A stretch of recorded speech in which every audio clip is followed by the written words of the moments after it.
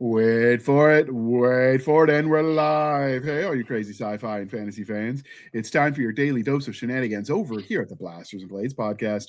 Just a couple of nerdy veterans and one chaos coordinator geeking out over our science fiction passions and fantastical fantasies. A place where magic is king, the sky is the limit, and space is the place. We are the podcast that puts the fun in dysfunction. So without further ado, I was told by Nick, since there were some technical issues, dear listener, in getting this scheduled, but I didn't take away his spot on the publishing queue. So unlike most of our episodes, this is actually going to be like within a week and a half of airing. It will have been recorded. So Nick is still doing his crazy overtime for Border Patrol.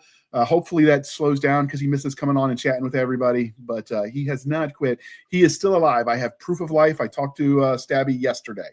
So with that out of the way, Kevin Ikenberry, could you please introduce yourself to our listeners and viewers at home? Hi, everybody. Kevin Ikenberry. I write primarily military science fiction. I've also written some alternate history and modern thriller.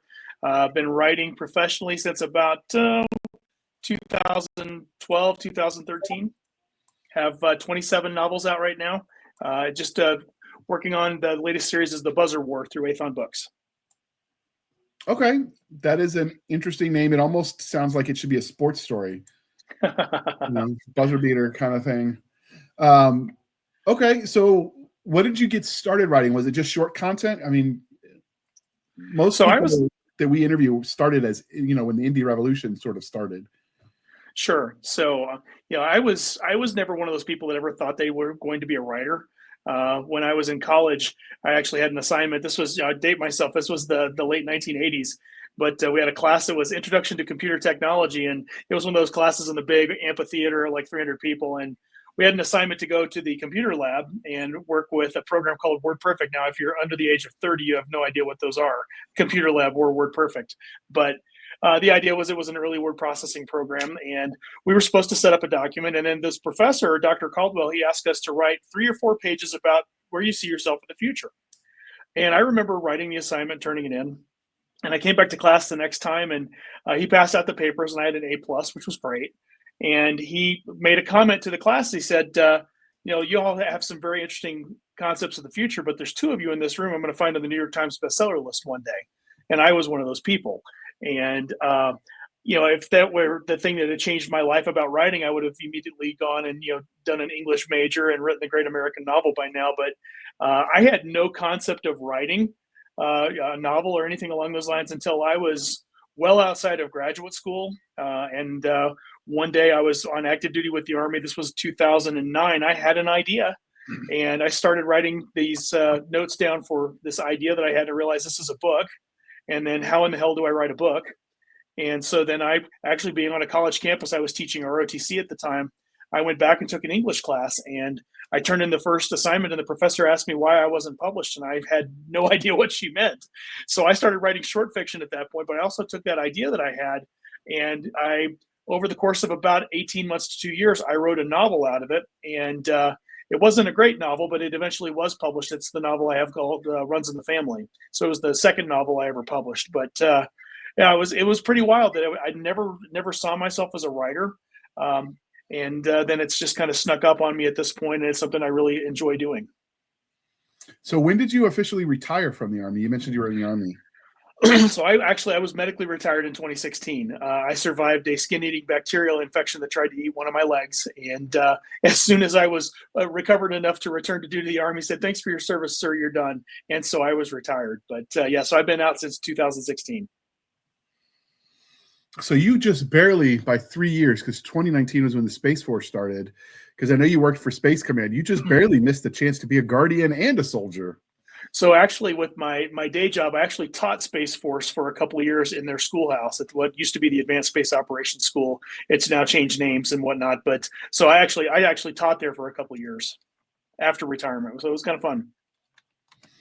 And your writing career has officially outlasted NaNoWriMo, which just evolved this month, because you started before them in '99, and you're going to hopefully publish beyond November.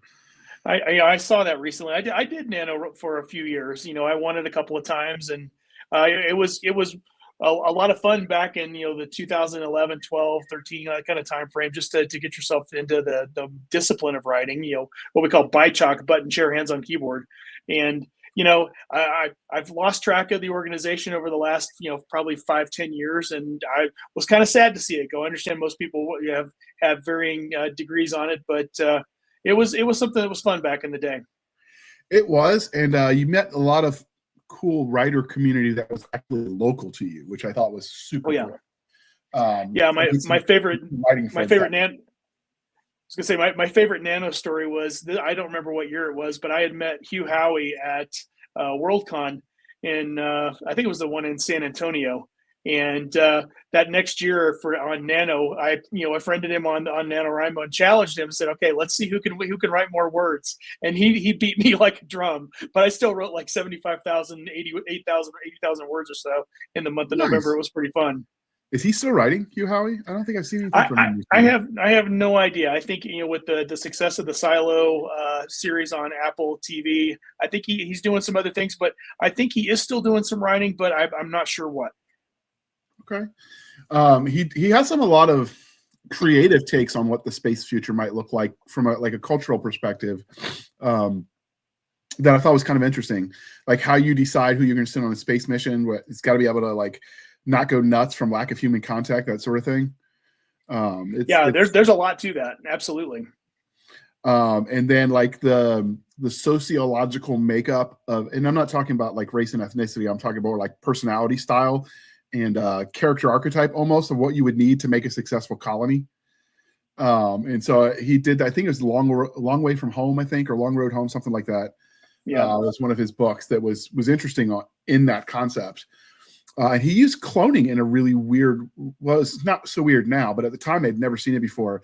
Like the idea of that once the robots landed the spaceship on the planet, it built a habitat for these clones in a vat to be like lab grown peoples. And then it created, I don't know, personality for them by having them live in virtual simulation until they were ready to essentially be thawed out. So they had a whole life while they were being, created, which was just interesting. Fascinating. And it really in the end, that whole story, well, not the story, but the whole plan broke apart because one person chose to step outside of their box, so to speak, of what they were designed to do for this organization, which I thought was just interesting. Yeah, I think anytime you're dealing with, a larger kind of cast of characters like that, especially in a colonization, the Red Mars, Blue Mars, Green Mars series from Kim Stanley Robinson comes to mind. He had a lot of things that, different folks that were doing things and being disruptive, and it caused things to happen. If you look at what Andy Weir did with both The Martian and with Project Hail Mary, kind of the same thing. So it's an interesting way to get into really looking at how people and how characters would respond in a situation like that, and then just pulling the string and seeing where things can go. But yeah, I think those considerations would be huge for any type of long duration space flight. And then the other thing is people kind of don't really think about as much when it comes to that, because, we grew up on the Stargates and the Star Treks and the Star Wars. Well, Star Wars, they didn't show as much, but Star Trek and Stargate definitely, you'd go to this planet and there'd be this one tiny village with 100 people. And I'm like, there's no way they've got enough genetic diversity to make that culture work. And then if you dive down the rabbit hole about how many unique genetic strands you would need to make it viable. And then, of course, you get the hand-waving argument. Well, if we can get people to space, we can cure all those issues. So it's not a problem. Of course, I think you know more than most because you worked in technology that it doesn't always, rise evenly. Like when the technological development, sometimes it spikes in weird places. So just because you have space tech doesn't mean you have genetic healing. So yeah, no, I would agree. I think that as you look at some of those shows back in the 60s, 70s, and whatnot, it's if you start really pulling the strings about how all that stuff works, you get back to the fact that it was entertainment, right? So if you're really looking at how something like that would work, there's a lot more parameters that you have to bring into mind, I guess, about that. And of course, I think the people making those shows knew, you definitely need more people, but it's a budget thing, right? At a certain point in time, and you didn't have CGI, so you could add fake people to the mix. So if they didn't have the budget for Bob didn't show up on the scene. That's exactly right. Which is why it was the joke about Star Trek Trek was the forehead ridge of the week, because they had to make him look alien, but they didn't have a huge budget, and tech was limited. So I mean, you kind of take some of that with a grain of salt. And At least if you have something like a Stargate, though, you could argue that their genetic diversity comes through the gate with new strangers kind of thing. Mm-hmm. But it's definitely interesting to think about like what that looks like. I think the most realistic, evolution of technology I've seen displayed is anyone who's ever played Civilization. Like you have that one goal in mind, so you push all the tech towards that goal, and oops, I still farm like it's the Bronze Age, but dang it, I can make a rifle, right? I think that's probably pretty realistic, because if you try to be balanced, you lose. Yeah, I would think that's probably very realistic. I mean, all things considered, yeah. That's where you get that army meme that's got a guy in full like Roman legion armor coming out the back of a helicopter with a machine gun. It's like when you didn't evenly distribute your civilization research is kind of the joke. Yeah. That's pretty accurate, I think, generally speaking. Okay, so before we get too deep into this interview, we do have to do the religion questions. Are you ready for this? I'm ready. All right, Star Wars, Star Trek, or Firefly? All of the above. Yeah, okay. And add in the Last Starfighter, add in Tron. Just Space Above and Beyond. You just the list keeps going. I'm a huge sci-fi fan. Have been since I was a kid. Was Space Above and Beyond the one where Arlie Emery was the drill sergeant? Yep, that was that one. That was a great show. It also only got one season. I thought that it would have been fun to see where that was gonna end up, especially with what happened in the series finale or that season finale. I won't spoil it, but it was some pretty catastrophic stuff. So it would have been interesting to see what they did. Yeah, they run into a lot of times, everyone thinks fighter pilots are cool. So if you want to make someone cool, you make him a fighter pilot, but really he needs to be X, Y, and Z. So he's a fighter pilot and you saw that like Jag. Like, of course he's, they're all special operation badasses, because why don't you want that in your JAG officers? But, realistically, not so much. Not with the JAG officers I was able to meet. So, yeah, it's one of those things where I think that in trying to have those pilots do everything, they were ground pounding Marines, but also fighter pilots. Yeah, I mean, it was a lot of hand waving there. There's a bunch of different skill sets that come into play to do both of those jobs, both be a rifleman and an aviator. But it was from a fun perspective. It was still a fun show to watch. Absolutely, and I like the idea that the cloned people were part of like a rebellion for individual rights, and that was part of the backdrop of that universe. I can't remember what they called it, but they had like a special derogatory term they used for them. But basically, like the people that were cloned to be servants were like, yeah, I'm a person. Screw you. Yeah, I can't remember it off the top of my head. I was also thinking there was also the synthetic beings that they had as well that were sentient, that were trying to do more than their station that they had been created to do. So yeah, there were a lot of some interesting social commentaries as far as that series too. It was a good one. It really was. I might be thinking that the synthetic beings were the cloned ones. I might be mixing that up. No, they were the ones that were grown in vets because they had a navel on the back of their head. I remember that. I just that's right. Okay. I can't remember what they called them though. It's only one season. I bet we could just binge watch that whole thing and do a review episode for the podcast. I'm gonna have to make that happen because that is such an awesome movie, a series. And there weren't that many episodes, although it was released right at the time where seasons were sort of transitioning, like Star Trek, where it was only a couple seasons, but they were long seasons. Right. To shorter defined like 12 to 20 range at a certain point, just because of budgeting constraints. It wasn't like they were trying to syndicate it every week at a certain point in time, because the plan evolved to then it was like, okay, well, we're going to do the first run, then we'll do the rerun, then we'll say the box set. Right. So yeah, it's interesting. What was it about this Space Above and Beyond that spoke to you so much? Was it the fighter pilot or just overall? I think it was just, at that point. So I was probably a captain then. It was the idea that you could do more than just the thing that you were trained to do in the Army. Like I was a tank guy, I was an armor officer. And the idea that I could have done, I could have been a pilot on top of having the tank and whatnot. I thought that concept was pretty cool.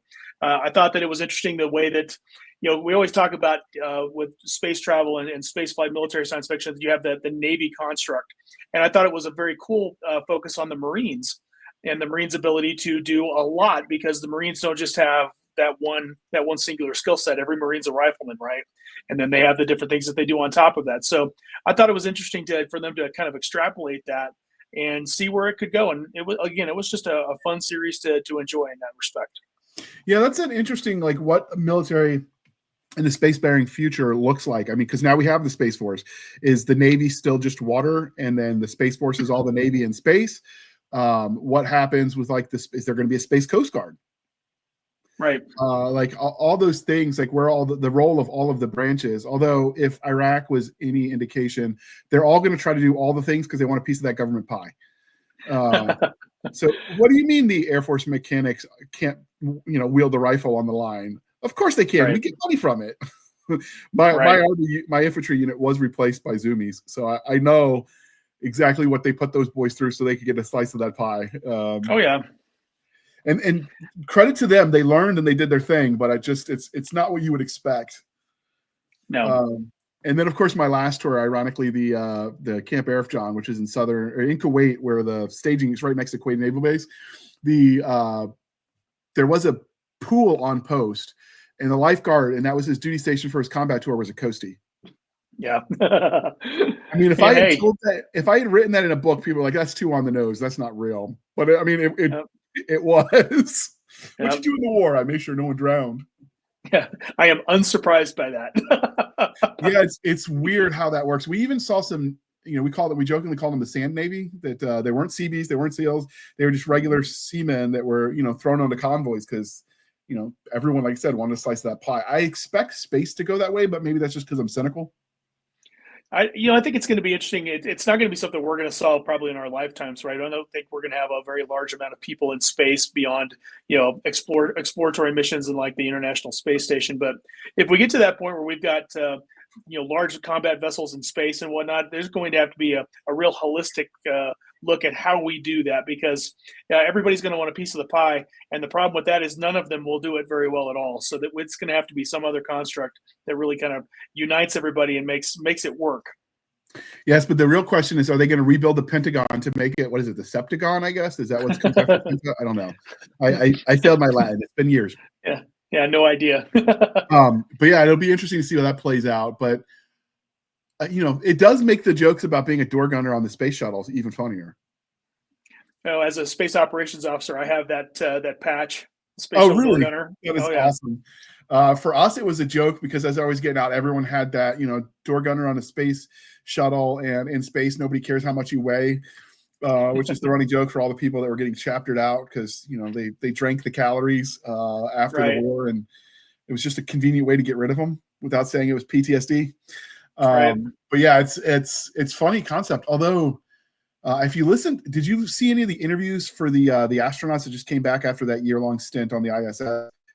I did. Musk's people. You listen to what they're talking about, and like you see a lot of times it's older folks that are astronauts going up on these missions, so you don't really think about the physicality. And then you listen to them talk, and I'm like, okay, these guys are just physical studs. The fact that they're a little bit older is irrelevant to that, because when you hear what their body goes through to hit those G's to get into orbit, it's nuts. Yeah, being an astronaut is not a physically undemanding job. I mean, it's what you think when you're up in space and you're weightless in a microgravity environment, that it's all fun and games, and it's really not. They have to do a lot of physical exercise every day to keep their heart and their bone density as good as they can keep it, because that's all going to start to go away the longer they're in orbit. So it's not a very easy job at all. It just, when you see them in space just kind of chilling, it kind of looks like, and then they're generally kind of nerdy and a little bit older because they have to get the credentials to be able to even apply. And then you look at what they have to do, and it's kind of like, wait, what? It's one of those, you got to do a double take. There's going to be some interesting, I haven't followed up on it to see if the white papers came out yet, but there was a set of twins that both worked for NASA, and one of them ended up doing that year in space before this most recent one. And while his brother, the Kellys. Yes. And they were going to do some it wasn't intentional that they were going to use one as a, what is it? It's not a foil. It's what do you call it? As a control. Right. But I think they were going to take advantage of that, but I haven't seen any reports come back about like what they learned. Yeah, I haven't seen anything on that either. And I wonder how much. It's been quite some time. Yeah, I wonder how much of that is because of HIPAA laws. No idea. And some of that might not get to come out until after they, are no longer with us. So hopefully that's a long time in the future. But it'll definitely be interesting to see what we learn from that.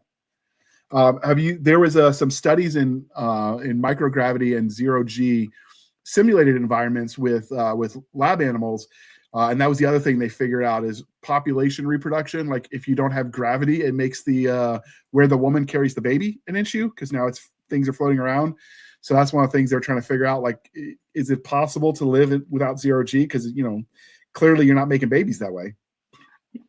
Yeah, it's again, if we look at anything that's going to be long duration spaceflight, like even going to Mars, right? You're going to have some type of spacecraft or some portion of the spacecraft that rotates that gets you that artificially induced centripetal force, gravity, because we have to have it. I mean, that's just part of our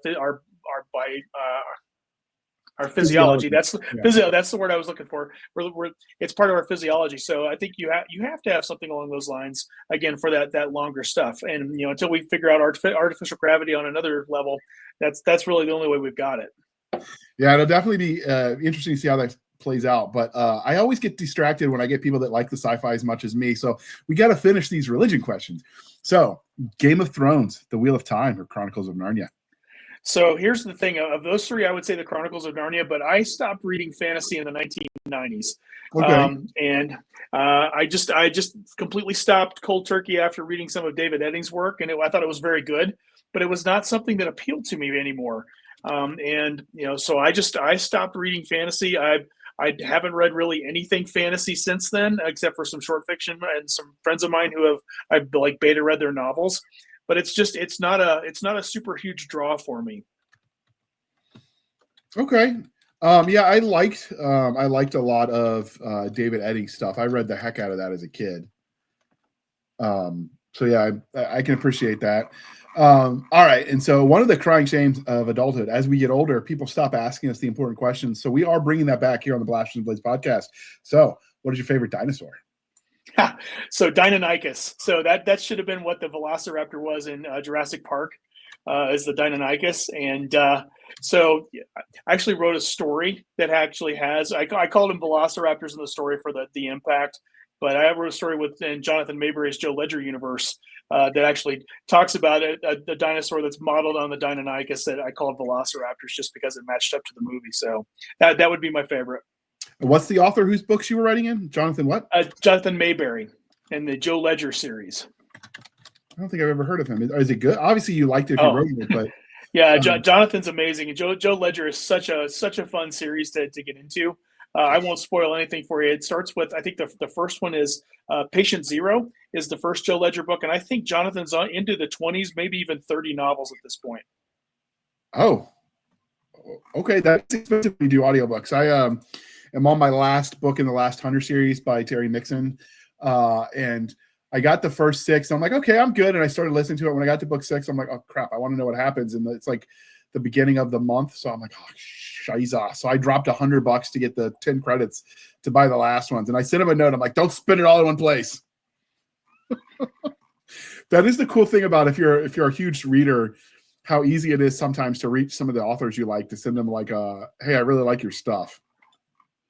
Yeah, I could totally spoil it for you for one of those credits, because one of the anthology was called Joe Ledger Unbreakable, and it's got stories from myself, from Jonathan Mayberry, from Ray Porter, the narrator. Ray Porter actually is the voice of Joe Ledger, so Ray actually narrated all the stories in the anthology.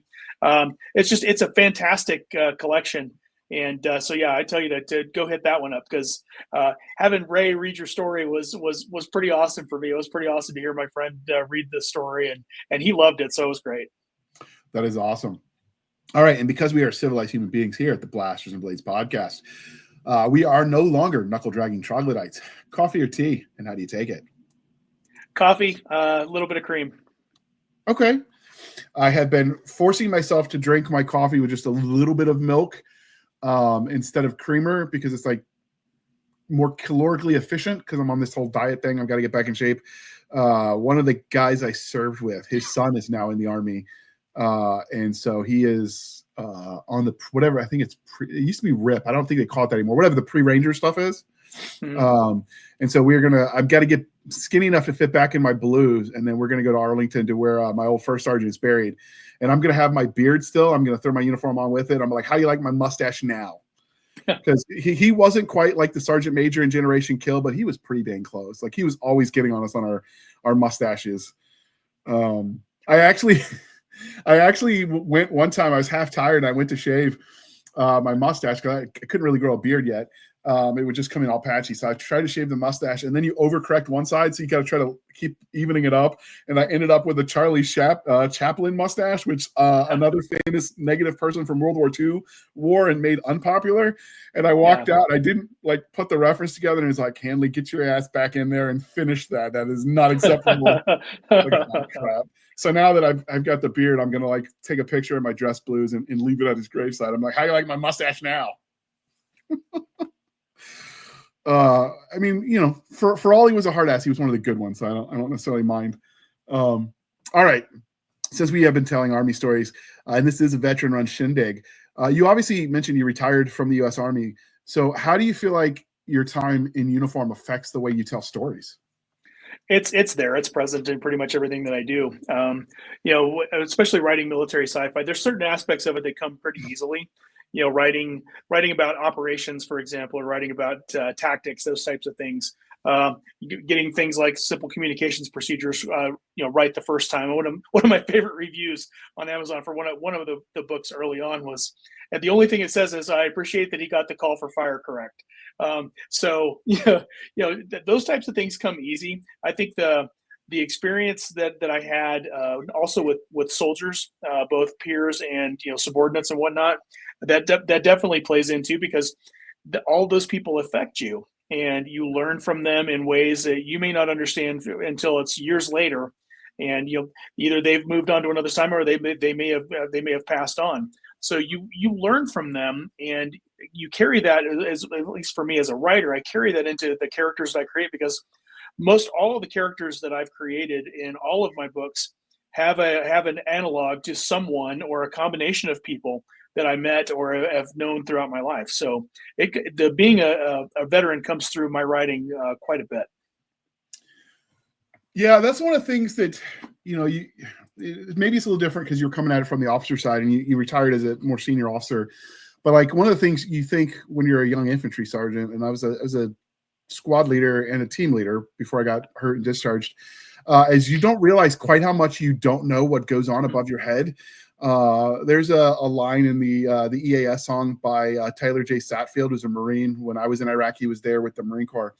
And he talked about he'd rather run over another IED than ever have the BC speak to me. BC being Marine slang for brigade commander or battalion commander, depending. And so that was kind of most lower enlisted, you know, anyone below platoon levels mantra. So like I thought I knew what I was doing, and those guys above me were just morons until I started writing mil sci-fi, and I'm like, well, shoot, what would the platoon sergeant do? Like, what would the first sergeant be doing during this operation? And then you realize, they actually did have work to do. I didn't really appreciate that at the time. I'm like, these morons, I could do it better. You know, when you're still pissing vinegar and, you know, eating bullets for breakfast, you don't kind of realize sometimes that patient wisdom that they earn the hard way. And so that's one of the humbling things about being a veteran, is because you don't realize how much you don't know. Just because I served doesn't mean I know everything. Right. And when you have people that don't, it makes a good archetype. I think you have the Hitler syndrome or the Napoleon syndrome. Both of them at one point in time were corporals and thought they knew everything about everything, and it screwed them both times in Russia. There's something to be said for knowing what you don't know as well. And I think that was one of the benefits for me of having a background as an armor officer, because I had a tank crew. You know, I had a staff sergeant was my gunner. I had a specialist, and I actually had a specialist and a corporal at one point that were my loader and my driver. So, you know, you get to know a little bit of what goes on in their worlds, just because soldiers talk. And if you're, you know, having breakfast on the front slope of the tank, right? You know, they're still talking, and you understand, and you hear a little bit more about, you know, life that's going on in a different way that you're used to. But then, you know, I always tried to have a policy with my guys. If, you know, I would always kind of tell what was happening. You know, if I got a radio call, they didn't necessarily hear it. So it was, you know, hey, this is what we're doing. This is why we're doing it. Let's go do it, sort of a thing. So I think it just kind of comes down to not just interpersonal skills, but also that measure of leadership too. Yeah. And it's one of those things where you don't really always appreciate it until you try to start putting yourself in other people's shoes. And I think between that and your time, because you were an ROTC instructor for a while, weren't you? And Yeah, so it was. you get like you're training people to go into not just your branch, but like insert random branch because you don't know what they're going to branch out. And I Yeah. think that gives you a unique perspective that a lot of regular line officers wouldn't have. Because Yeah, well, I had kids from everything from combat arms to a lawyer, right, and a medical doctor. So it was you had to cover that entire breadth of things. And yeah, I mean the ROTC curriculum is all about small unit tactics as a junior, and then you go to your camp and you get graded and whatnot. Then you try to learn about the rest of the big army before you get commissioned, and it's very difficult to do unless you take that again a kind of a holistic approach with everything so that you have you try to at least pass on an understanding that everybody knows what's going on in the different branches, sort of a thing. So I grew up as a Navy brat. So I grew up around military bases and like around other sailors and Marines because my stepdad worked on the amphibs, the Gator freighters, they call them. And so I grew up like it. Most everybody I know that I grew up with were Navy or Marines. They didn't go Army. Like I'm the exception in that respect. And you realize even that, what a difference that'll make. So when you're like doing sci-fi and you're trying to build, your culture, it's like, okay, but which one do I pull from? And do I use the British Huzzah or the Army Hua, the Marine Corps, like, just all the different variables you get to pull from. It's kind of cool to be able to blend that though. The stuff you didn't like, you could just drop it at the airlock and pick the parts you did and kind of go from there. Yeah, that's the fun part of being a writer. You can do about anything. That was the coolest thing. And when I was writing my very first novel, which is where I realized what I didn't know, I was trying to think about like, well, okay, they're going to go on a fire team wedge because that's how you move to contact, in that situation. And then I was like, well, crap, that's in 2 dimensions. Like what happens to the people above them? Because, they're going through an airlock tube where without gravity yet, like, okay, what does that look like? So I actually I took my, on the company business, of course, but I took my old platoon sergeant out for a steak and I'm like, okay, let me pick your brain. You're not the moron I thought you were. And we just kind of started figuring out what that looks like. And I don't think we're really at this point used to it as much. Although I will say probably computer sims are getting people more used to the concepts of looking up. Right. But I think that's a newer thing we have to think about when we come to that. And it's definitely not how we were trained. No. And I think the one that sticks out for me is Ender's Game, right? The enemy's gauge is down.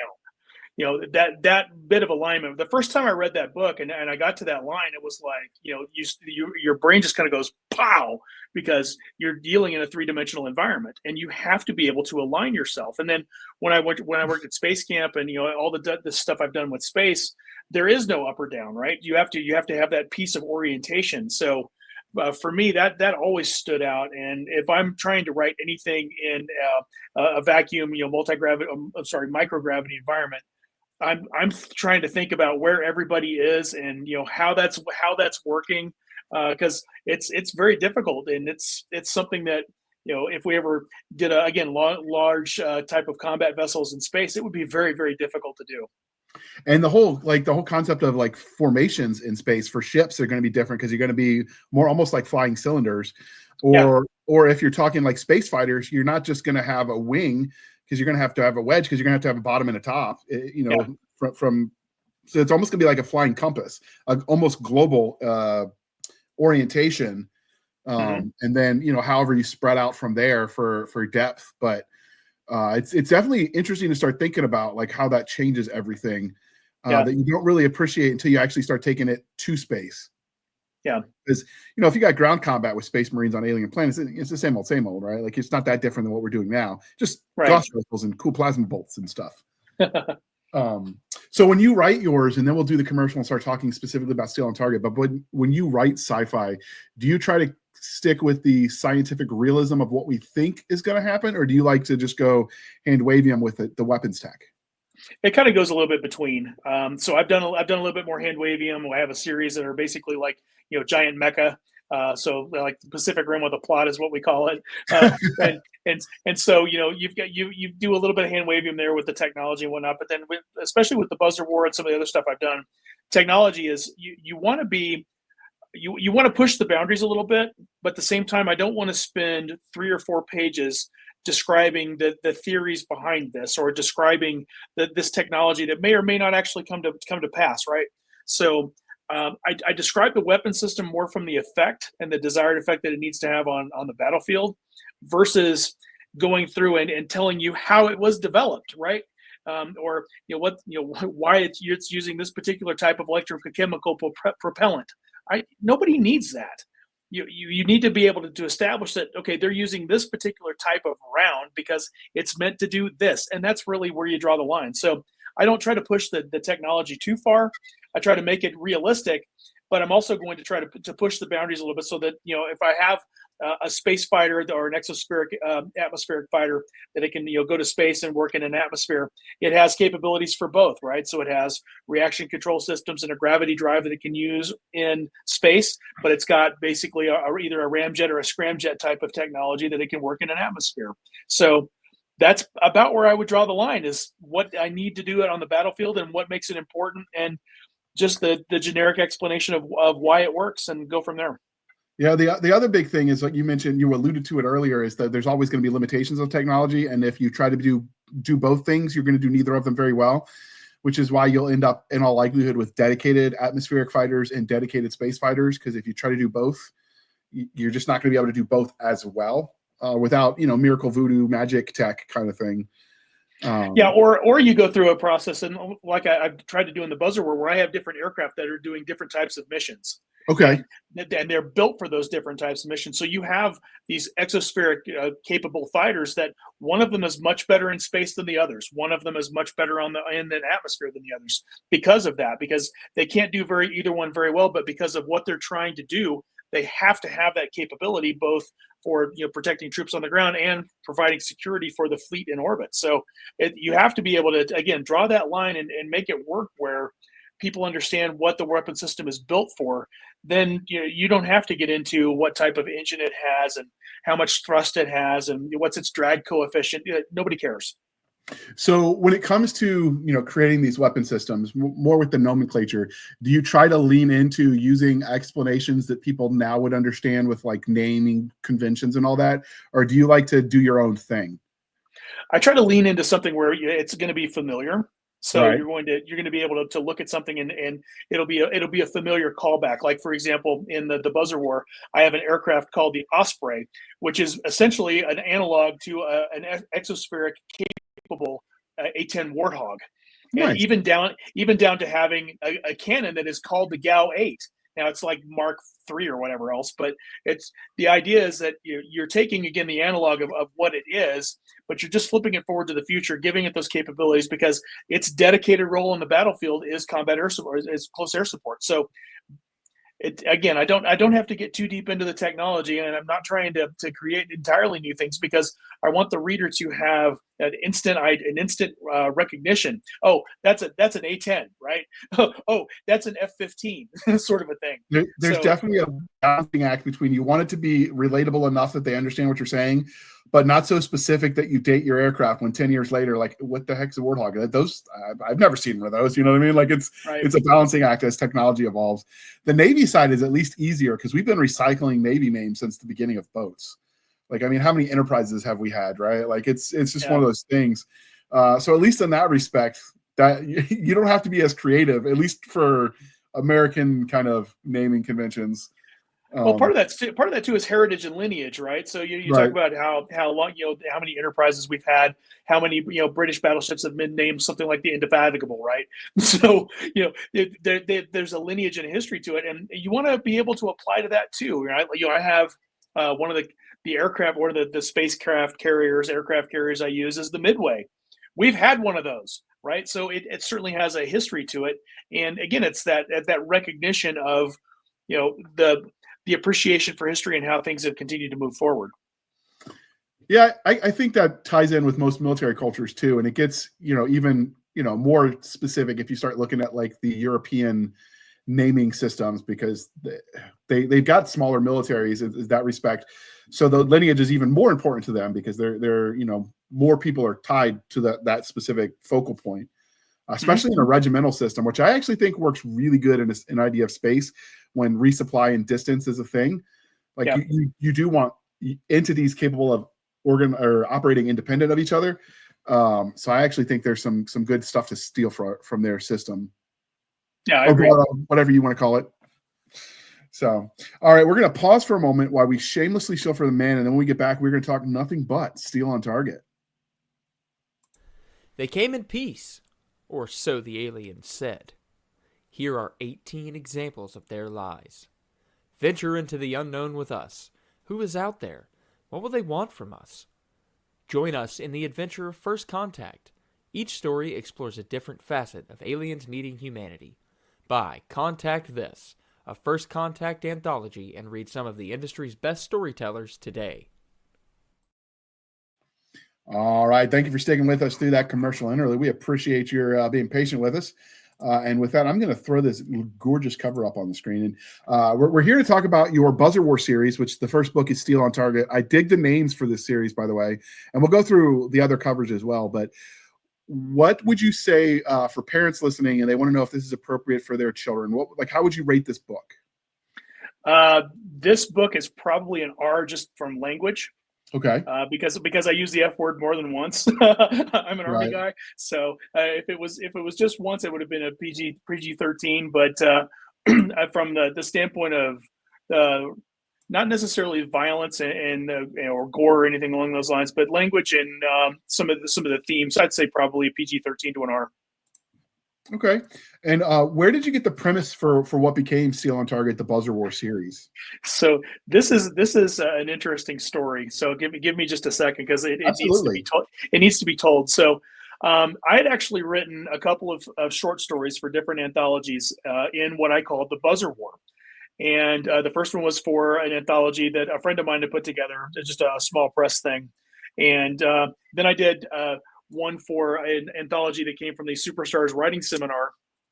And after that, then I wrote two more that had actually been featured in Baen anthologies. And so it was something that I had wanted to do, and it was something I wasn't quite sure how I was going to package it or what the general concept was. But I had this universe and this alien race that we were fighting, and I didn't really know what to do with it. So fast forward to November of 2022, I'm at the 20 Books Conference in Las Vegas, and my friend Jeff Haskell stops by. And Jeff, for whatever reason, every time I see him at a large con, it's probably at the end of a day when I am just smoked and dead tired, and he always has an extra Diet Coke in his hand. And he stops and he passes me the extra Diet Coke, and we sit and we talk, and he asks me, he says, "What's something that you want to write that you haven't gotten to yet?" And I told him at this point, I told about the Buzzer War series and what I wanted to do. And that the concept had finally came that I wanted to tell a 1990s style techno thriller with a large cast, large focus on everybody coming together to essentially win a war. And Jeff was like, "Yeah, that sounds really cool." And so we parted ways, and I was walking down the strip. My wife had come over. It was our 20th wedding anniversary weekend. And so she had come to Vegas, and I was walking down to the Airbnb that we had rented. And my phone dings, and it's Rhett Bruno from Athon Books, says, "Hey, I understand you have a project for us." I'm like, "Whoa, hold on." And I told Rhett, I said, "Look, I've got a couple of books I'm working on to finish right now for Chris Kennedy Publishing, and April or May I'll be able to put together a document and send in, kind of tell you what my plan is." And so I put together the document in April of 23 and sent it to Rhett, and Rhett said, "Hey, how about you write 3 books for us?" So that was the start of the Buzzer War. So, and of course, in true Baen fashion, 3 is now 4 books. 3 will be 6, and I'm hoping for 9 at least. Maybe we'll go a little bit further. Who knows? But I am under contract for 4, 5, and 6. 4 is done. You've got the cover for it there, and I'm about 35,000 words into book 5 right now. So it's moving along. And if you didn't understand, dear listener, Baen has a habit of signing contracts for trilogies that end up being 5+ books because they sell and the authors, make something that's worth listening and reading. So that is the running joke among specifically military science fiction, that a 3-book contract means 5 to 6 books. I'm very happy with with what Athon has done for me with the series, and looking at again, I definitely I'll have the 6 books, but I would like to get 3 or 6 more. It would be a lot more fun to be able to play this out a little bit further, because there's just so much to this universe, which is it's fun and fascinating even for me as I create it. So a lot of people will assume you have based on a tank unit because it's on all the covers. Recently, within the last 5 years, the U.S. Marines have started getting rid of all of their armor, because the idea is they're obsolete on a modern battlefield because drones and aerial technology, et cetera, et cetera. And there are some reasons for it. I mean, I see arguments on both sides, but what made you, obviously, besides the fact that you were an armor officer, like, what did you lean into to justify why it's a viable option? And the same arguments, by the way, have been made against Mecha, why that wouldn't work, but they're still cool. So here's the thing: since their inception in the late 19 teens, right, the tank has been told we've been told it's been irrelevant and outdated and useless on a battlefield multiple times, and it keeps coming back because it's going to continue to come back because it's a vital part of large scale combat operations. And so anything that you've got that is again broad in scope, you're going to have some type of force that is better armored. And I think that one of the things that I was looking at with this series, I do have powered armor infantry. They're called Atlas soldiers, and one of the first things I wanted to do with this was show that in an alien race and in combat with an alien race, that might not be the best idea. You might want to have something that's a little bit more protected, because if you're going up against an alien that we've never met, never faced on a battlefield, we have no idea what their capabilities are. We could be very surprised very quickly. So you're going to want to have something that's got a little bit more, power, a little bit more protection, and that's the tank. And the arguments about the tank being susceptible to drones and UAVs and all these other things, yes, it is. But as systems continue to be developed, I don't see why that you couldn't have a tank that had capabilities to go after unmanned systems like that. So I think that there's always going to be a place on the battlefield for tanks and for armor forces, and I think history has shown that over the last 100 years. And I don't disagree. I just thought it would be an interesting talking point, because I've seen people get passionate on both sides of this issue in nerd fandoms. Most people don't realize that technology, you used to have that famous History Channel show, warriors that never met fight each other in the simulator, right? And they would compare the technology. And one of the things that always struck me as unrealistic about that is people don't understand technology, armor, and offensive capabilities and defensive capabilities. For military, it's a yin and a yang. As one develops A, you develop B to counter it, and so on and so forth, back and forth. So yeah, I mean, you might get periods where certain things are considered obsolete until you develop the thing to counter what countered your thing. You're back to the drawing board. Yeah. They've said lots of things are going to be obsolete at a certain point in time, and we're still using the same technology.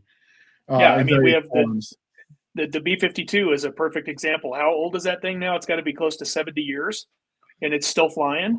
We have aircraft. The A-10 is a good example of an aircraft that just continues to be used, because even though we've been told it's obsolete, it still performs its mission. It's still the best platform for what it's capable of doing, and it's going to continue to be used for at least I'd say at least 5 to 10 more years, if not longer.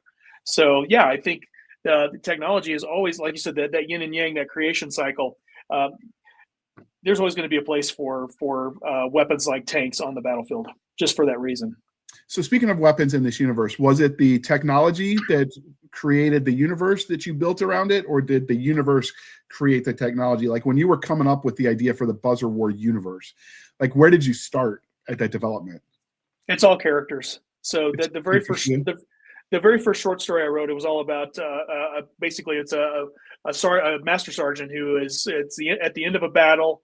He's walking up the hill into where the division is celebrating this victory, and he's beat up. His tank's been shot out from under him, but he's carrying his last bottle of vodka because he wants to give it to the cavalry commander at the top of the hill for saving his ass. And it tells the story about what happened to him and in his tank, and how the cavalry came in and saved him.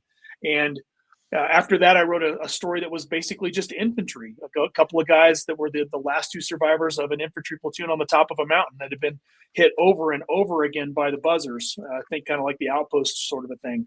And it's always been about the characters. Then for me, being able to go through and develop then the technology. What does the tank of the future look like, right? So these tanks are, I have starting in what's called the Hoplite, and they move to the Centurion. Down the road, we'll move to something called the Annihilator. So, what do those tanks look like? What are their different capabilities? What are their limitations? What matters on the battlefield for this particular type of weapon system? It was the same thing for the aircraft with the squadrons too. So, it was always character development first and the story first, and then the technology was filled in as necessary. Now, this has come up. Well, first off, tanks. I've been in love with the concept of tanks in sci-fi since I read Baneblade in the Warhammer universe, where they had a tank commander standing on top of his tank as they advanced towards the enemy with a sword, because why the hell not? And I was like, yeah, you rule, cool. I'm sold. Although, if you ask me, when I was an infantry sergeant, tanks were useless. We were the ones that did all the work. But when it comes to the technology, like, obviously World War I or World War II, for instance, like if you study one of the things that held us back on the initial invasion was the hedgerows. Well, how did they get around the hedgerows? Is some redneck farmer boy's like, hey, I got an idea. Let's try it. It worked. We moved on. Right. Right. But that was because we had a populace that was very much in touch with working with their hands.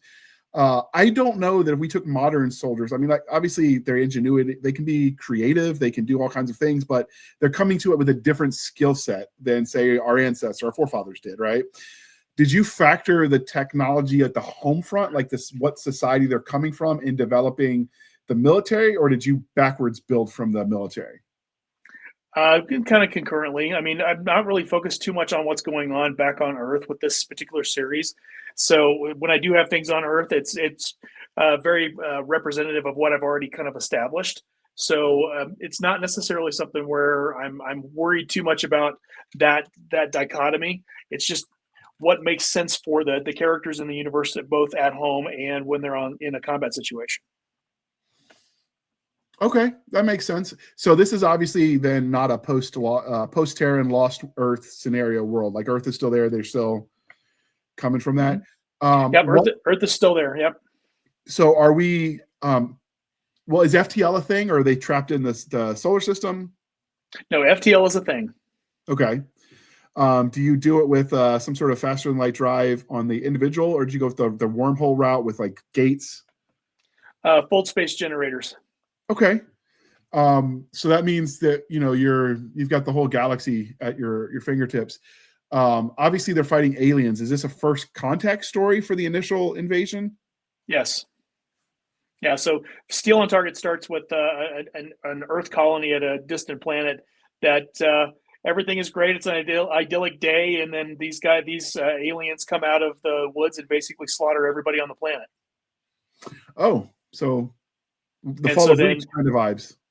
Yeah, and so then you introduced the main character, Mike Sandhurst, is introduced. He's an infantry platoon leader. He's one of the Atlas guys, and Atlas guys have been told that they're the best of the best of the best, and they're kind of assholes at the very beginning. And Sandhurst certainly, he kind of fills that role, but then they get dropped onto this planet, and in their first combat situation, the Buzzers, they get their asses handed to them, and what ends up taking the planet back is they bring in armor to augment the infantry, and the armor is what is the deciding factor.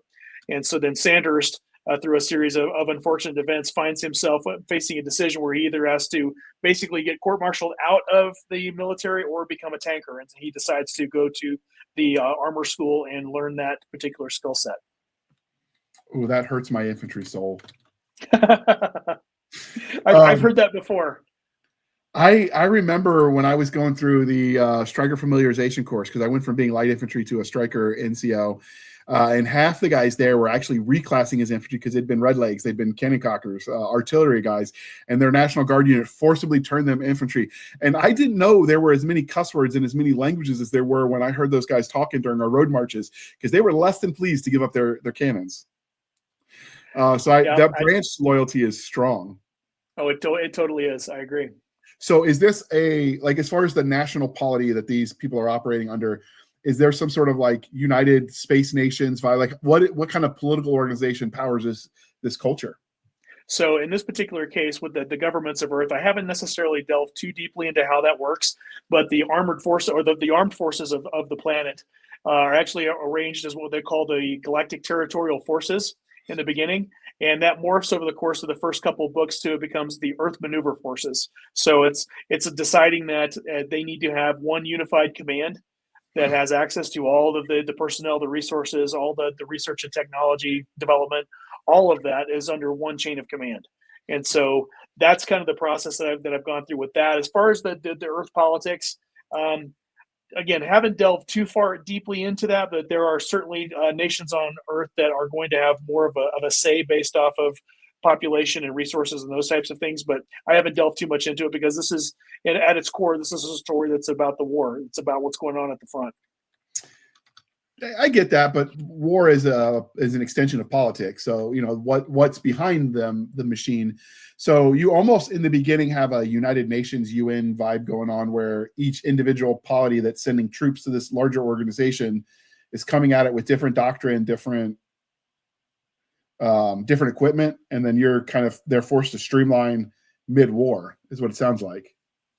This actually catches them by surprise. They basically have given up on ever finding any type of extraterrestrial life that's sentient, and this catches them by surprise, and it's that watershed moment where they realize we have to do this differently, and it does not go very well in the first couple of iterations, and so they're going to have to continue to make this happen, and it's hopefully going to be something that they can grow from very quickly, because this enemy is pretty unrelenting. And let me go back to that image you actually showed, which I think is totally cool. You showed what the aliens look like on the almost like insectoids, but with opposable thumbs, it looks like. So that's fairly close to what I had in mind as far as that's one particular variant of the buzzers that you think about, like bees or wasps. They have different subspecies. So that's one variant of them. We call them the brutes in the universe, and they'll be introduced in book 4. I really dig the tanks and the aircraft in this. Now, for the POV characters, is it mostly from the tankers, or do you have some of the pilots and the grunts, infantry guys as well? So it's all kind of all over the place. So the two main characters they end up actually developing a relationship, or the Mike Sandhurst, who is the tanker, and he actually meets a fighter pilot by the name of Vivian Llewellyn.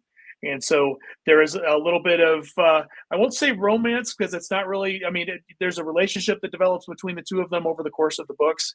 But it's seeing the war and the different battles and the campaigns that they're fighting from two different perspectives. So then I follow quite a few characters on both sides, both in the aircraft or in the squadron world, air wing world, and on the ground forces as well. Now, do you have any points of view from the aliens, or do you keep that, alien? As of right now, no. They are completely alien, because we know nothing about them. We can't communicate with them. They have a lot more knowledge of us than we have of them at this point. I'm wondering if anyone's tried a giant can of Raid and just spray it. I'm sure that joke has made it into the book already. I'm not like creating anything new. No, it hasn't made it in yet, but I may have to throw it in now just for kicks and giggles. Now, for the tank that's on the covers, what tank is this one? Because you said you had various classes, like small, medium, and large. Infantry fighting vehicles versus straight armor. Which is on the cover image right now that we're looking at? So that would be the Centurion model. But again, when you work with artists and whatnot, you have a concept of, you put things together, and that's not exactly how I would have the tank look. It's close, but it's not exactly what I was looking for. Same thing with the aircraft. It's a little bit different, but that would be the Centurion. That would be it's the main star of the show for the first 3 books, as far as the tanks are concerned. Now, do you have ones that are designed to carry the grunts in as well, I'm assuming? So the grunts, because they're in powered armor, they actually have attachment points on the backs of the tanks, so each tank can carry 2. Okay. Now, is powered armor, so if that armor goes dead, if the battery dies or whatever, are they able to operate it, or are they ditching the armor to move freely? They're going to ditch the armor to move freely, and the way that it works is they would be evacuated from the field, because we want them out there with protection, and just being a straight leg infantry guy is not going to cut it against this particular type of enemy. Now, is your powered armor and your tank, are they space capable as well? They are vacuum capable, yes. Which means they could go underwater too, which most people don't think about, which is kind of multi-platform. Because I'm just picturing, like, you could have them like clamped to the outside of a spaceship hull, and suddenly you've got extra cannons on your spaceship. Yeah, you certainly could, but it kind of comes back to why, right? Why Because it would I looks do cool on the Star Wars Clone War episode, and I just like the idea. that? So when it comes to your spaceships, are you talking like because you've got space fighters, do you have some sort of shield where you're basically, an invisible line that keeps the atmosphere inside, or do you have I guess you would call it airlock type system for the fighters to enter and exit? So it's a little bit of both. It's essentially on the carriers, they have essentially a dual. It's the hangar deck entry has two different force fields. It's a muon field, so it basically acts like an airlock. So they pass into one, and then it pressurizes to pass into the rest of the hangar deck. And then as far as their arresting and whatnot, it's all taken care of outside of that initial field. So they come into the hangar deck after actually already arresting on the carrier. Okay. So is this more focused on the ground combat, naval combat? Like, is it more Space Marine than Space Navy? Like, where would you say this story, the action takes place? The action is 90% of it is on ground, right, or in the atmosphere above the planet that they're on. Do you foresee that changing as the war evolves? Yes, there will be some different things that will happen because these alien races they have a lot more space capability than we do, but we have a different level of ground fighting and different technologies than they do. And in this particular case, the buzzers are, again, they know a lot more about us than we know about them. They could probably wipe out our space forces pretty quickly, but we have the advantage on the ground. So it's kind of not quite a standoff in a way, but it's two different armed forces essentially feeling each other out. In your head, obviously no spoilers, but do you know why in your head at least the war started? Like what drove the aliens to attack? Yeah. So do you Yep. You outline it and wargame it, or are you one of those discovery writers who just rides by the seat of your pants? Oh no, I'm definitely a plotting type of person. I don't plot as far in detail as I used to with novels, but when I'm working with something like this, I've got a lot of stuff that I've mapped out. I draw out the terrain where the battles are taking place. I use operational terms and graphics the way that I used to as a commander, so that I can see the battle happening in the different phases that it would, and I can move the enemy around and see what our reactions to that would be. So yeah, I plan all that stuff out, and there's a little bit of discovery writing for me when I'm working with characters in particular, especially as they're developing relationships with one another, friends or whatnot. And so I don't get too far into where like characters are from or what they look like, because I discover that as far as the planning process, I discover that as I go. So sometimes in some cases I've had characters that popped up and like, where's this character from, or what's their call sign, right? And it comes to me and I continue moving from there. So you actually sand table it out. I thought I was the only one that Oh did yeah. it. Oh no, I sand table everything. Nice. So on a tale of Terry Mixon, where the people that die are mostly off-screen people you've never really met, to George R. R. Martin, where everybody you like dies, where would you say the combat casualties rate in the way you tell stories in this series? So it starts fairly low as the series goes on, and as it definitely goes on over the next couple of books, it will get higher. Okay, so nobody is safe, and No, it's war. Nobody's safe. Now, one of the things that irked me, like I really like the Stargate universe, but like the Stargates before that, when people die, they just left stuff and they kept going. Stargate universe actually showed them scavenging, because you wouldn't leave equipment that you don't know you're going to get resupplied for. Is that something you factor in when you have these battlefields, like scavenging the leftovers so you don't leave anything for the enemy, and potentially scavenging their stuff so you can like learn their stuff? Yeah, so the recovery process is definitely discovered. It's definitely talked about during the books, and then the enemy themselves. They actually have some. I won't spoil it, but there's some things that make it where we can't actually recover a lot of their stuff. Okay. Are they able to like breathe the same atmosphere as us, or do they have to have some sort of breathing apparatus? Because both can be cool and add different complications. Still unknown. We don't know a whole lot about them yet. Obviously, no spoilers, so I appreciate that. No. I definitely can't spoil it. But yeah, we're still learning about them and what physically what they're capable of. We assume that they can breathe because they're on the same planets as we are and whatnot, but There's a whole lot more to that.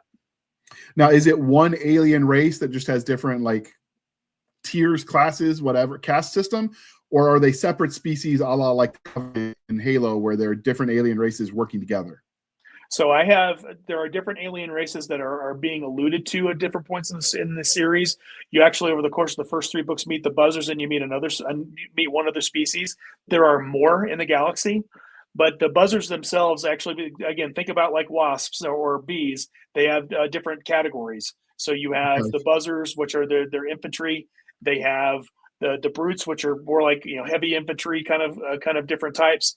They have a couple of different flying machines, so they can fly limited distances themselves, but they actually have flying machines as well. So we don't know a lot about them yet, but there's still a lot to discover and a lot of similarity. But yeah, alien races, there'll be more as the series goes on.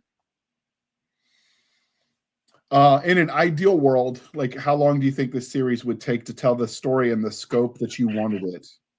The original plan was for 9. And I definitely can do this particular story arc in this universe in 9 books. I think with the way that the universe has grown and the interest in it, I could potentially pick up another storyline with a follow-on series. Okay. Now, if someone wanted, there are some of us that are completionists when it comes to reading series and universes that we like. You mentioned that there were several short stories out in the anthologies. Are any of those collected? I'm assuming some of those rights have reverted. Are there any of those that are collected somewhere where they could get those as well? Yeah, so actually 4 of the 5 Buzzer War stories that have been done so far are in a self-published anthology that I put together. It's under my name. It's called Death on Tracks. And that was the motto of my Armor Officer Basic Course class. So I put that together because those rights had reverted, and it is up and available on Amazon now. The 5th story is in an anthology that just came out recently from Chris Kennedy Publishing, it's actually up for one of the Imagine Awards. It's called Express Elevator to Hell. And the Buzzer War story I have in that actually leads off that anthology, which is pretty cool. I don't always like Chris Kennedy's covers, although he's up in his game lately. But when it comes to story titles, that man is top notch. He can come up with some titles like it's going out of style.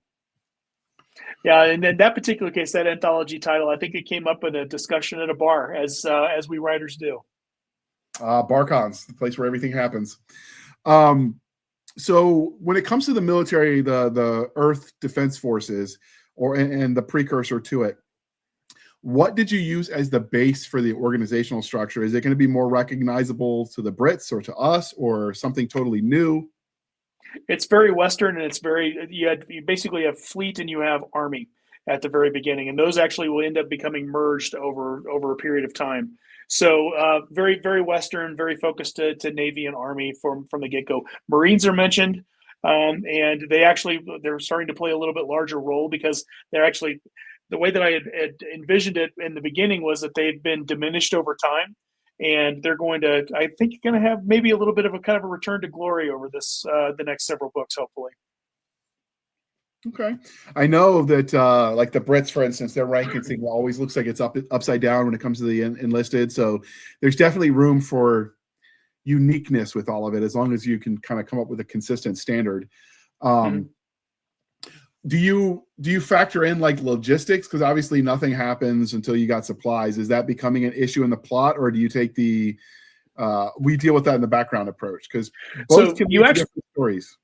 So you actually kind of touched on a little bit before the commercial. We talked about the regimental system. Right. So when I was coming up as an armor officer, I was actually in an armored cavalry regiment. And as a cavalry, we actually had what we call combat trains. So we had all of our stuff, maintenance. We had our own food. We had all of our own stuff that traveled with us. And so I've gone basically back to where the armored forces are arranged as regiments. That's the highest they have. There's no divisions. There's no corps. They're just based on regimental system, and everybody has their own supplies that they can fend for themselves until the logistics packages reach them. So you've got regiments that are capable of operating, I don't think I've specified it, but I think in my head it's 5 to 7 days. Okay. That's why I prefer, like when we're talking organizational structure, just in general, like a legion structure for a space, because it's like the benefits of the regimental system, but a lot more bodies to bleed because, recruits are a long way away. Right. And so I think there's, sometimes the old is new again when it comes to some of that organizational structure. Do you, for this military, is this a drafted service? Are they all volunteers? So it's based on all volunteer, but it's not something I've really delved into.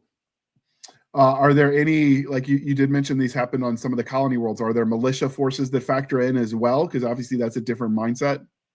On colony worlds, there's colony defenses, yes, but they are.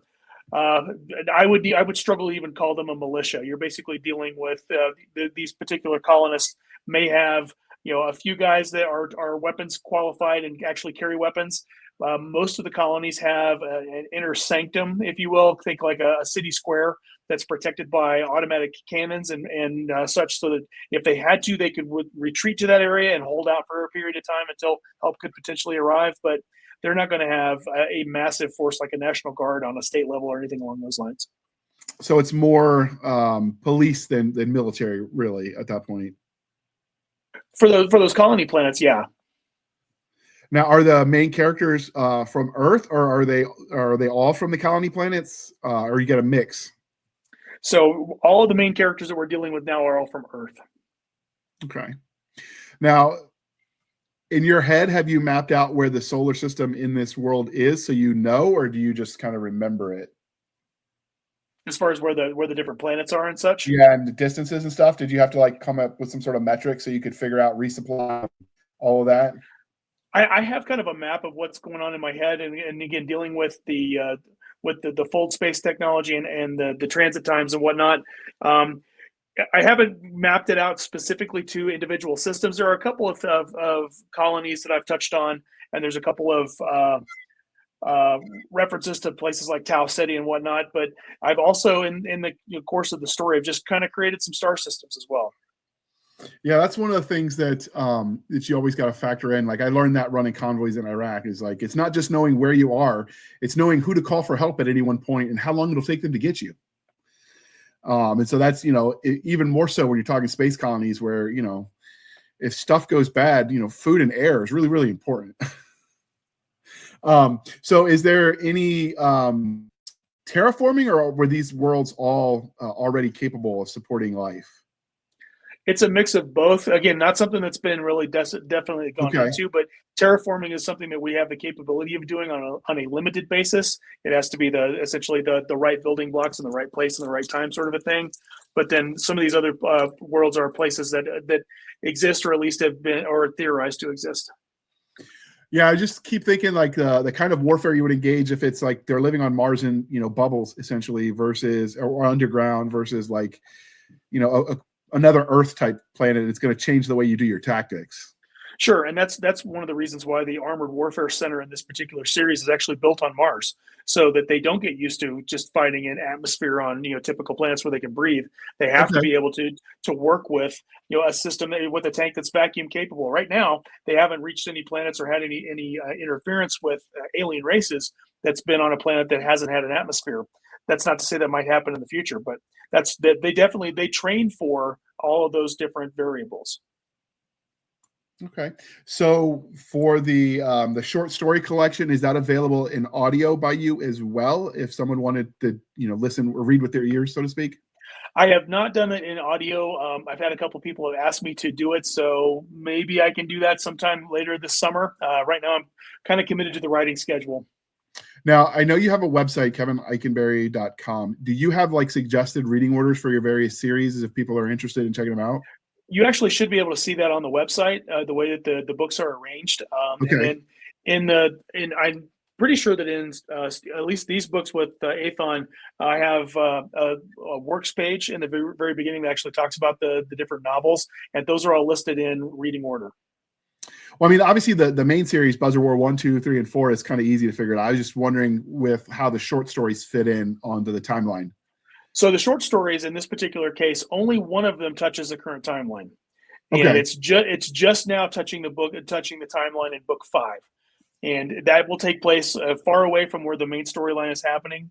So it's something that's taking place on the same planet around the same time. But the other 3 stories in there take place in the future after the series in my head ends, and potentially where that again a follow-on series could potentially take off from there. Okay. So Athon Books published this. I'm going to assume then that you have audio for the main series. So it is. They are in the process of developing it. I don't have any information other than that. Okay. No, they just generally do audio for everything, and as a general rule. I'm going to assume you have a newsletter if people wanted to know, because like with my head injury, I do all of my reading with my ears. So Sure. If someone signed up for your newsletter, would you be announcing like, hey, this is when the audiobooks are going to be here to check it out? Absolutely. Yeah, absolutely. You'd sign up for my newsletter on the website at the top of the first page. And yeah, I write that monthly. It's not something I'm going to spam you with. It's going to be just the kind of the down and dirty of what the information is, how things are working, any particular news, any appearances that I may have coming up. And then sometimes we'll throw in things about my writing process for writers as they're coming up, because I've done a lot of teaching and just try to help folks tell the stories that they want to tell. All right. Was there anything about the Buzzer War series and Steel on Target, which, dude, I love your titles. You're freaking awesome. So I'm the just titles, jealous I didn't think of them first. So we talked about heritage and lineage. The first three books, the first three books, all of their titles are actually unit mottos from armor regiments over the course of the last 100 years. So Forged in Fire, Forged by Fire, Sound the Charge, and Steel on Target are all unit mottos. What about Smoke and Thunder? Smoke and Thunder is also one. Book 5, I may play with it. I haven't decided yet, but book 5 right now does not have a motto as a title, but I may have to go back and see if I can find something that'll work. Or make it a motto of a unit that existed in the future, but not, in the past, but not our past, right? Like, yeah, that could work too. You could do it and then have some cool ones, because some of these unit mottos, like, they might have sounded cool in Latin back in the day, but nowadays it's like, could we do better? yeah. I scoured a lot of old references trying to find some of these, and it's. I've done the same thing searching for book titles, so I feel your pain. It was fun to be able to do that. Absolutely. The danger with research, if you're nerds like us, is you could lose months that way. And I'm like, no, I got to finish this novel. I can't spend 3 months, researching the evolution of the Garand rifle, right? Yeah.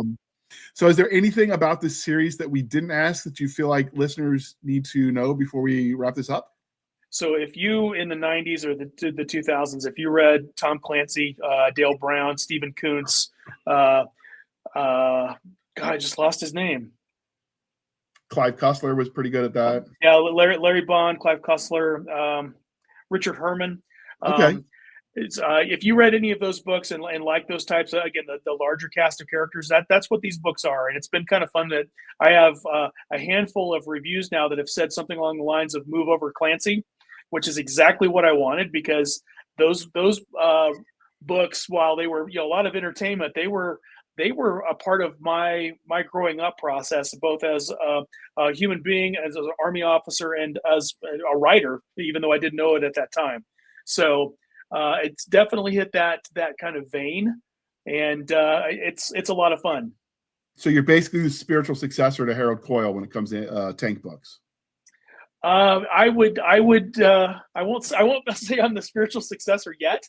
I actually would love to meet him and talk with him about this stuff, because Team Yankee and some of his books as well were seminal reading for me, especially because Team Yankee came out right before I went to the armor course. So it was something that you devoured and you understood, and then you got the chance to live, which was pretty cool. Yeah, I read Team Yankee. I really liked it. They did him dirty when it came to the digitization, because obviously that was written as print. Whatever intern scanned that book in, they did not do a good job. I'm like, this doesn't sound like the story I remembered. So I went and compared it. The audiobook skipped and the ebook skipped whole chapters. They just never made it into the final. I'm not sure what happened with that, because I picked up one of the newer revised editions. Yeah, and it's a mess in some places, which is very unfortunate, because again, it's one of the best books of that time period. Yeah, I will say the storytelling style has evolved. It doesn't hold up to what we would want nowadays, No. but readers evolve in their taste, and that's not a dig at him. It's just tastes have changed. But like, I remember reading that in school and like dreaming that was my life, right? Like, of course I was cool with infantry, but Well, it was different for its time too, because you had the Clancy books that would had the large cast of characters and whatnot.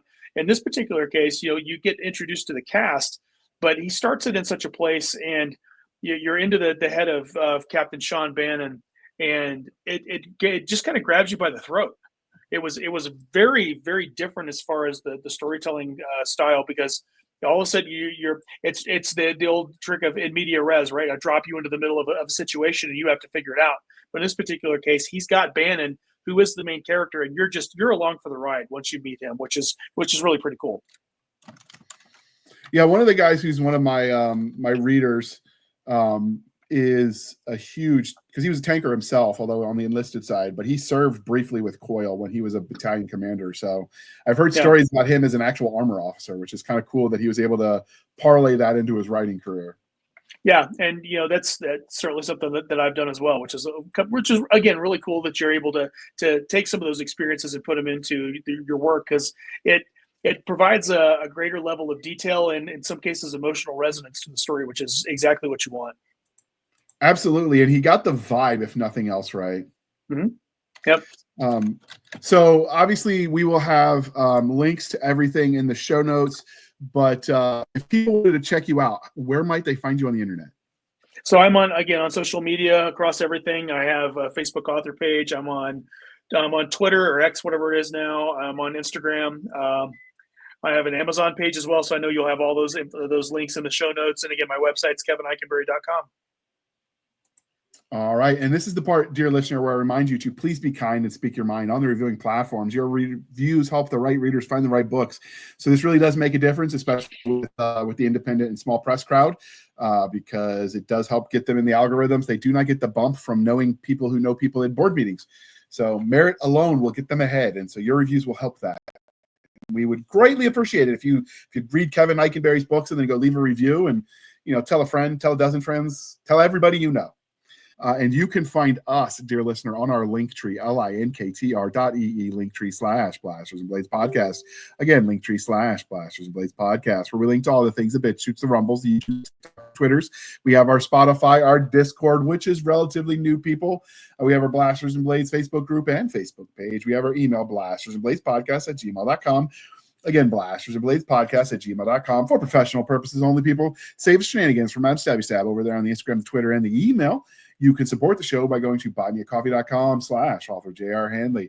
Again, buymeacoffee.com/author JR Handley. Be sure to put in the comment section, this is for the podcast, and I promise I will keep my co-hosts duly caffeinated. They will drink that coffee brand coffee till it pours out of their nose, people. Speaking of that coffee brand coffee, if you use the link in the show notes, code podcast grunts, you get 10% off. We get a little bit of a kickback. It is not a drop shipping operation, people. They roast those beans here in the continental United States, and they now ship abroad if you decide to check them out over on Amazon. If you do go to Amazon, instead of using the link we provide, just leave in the notes the Blasters and Blades sent you, so he knows we're pimping his stuff, yo. And with that, thank you for spending some of your precious time with us. For my crazy co-host, I am JR Handley, and this was the Blasters and Blades Podcast. We'll be back next week at the same time, where we'll indulge our love of nerd culture, cheesy jokes, and all things that go boom.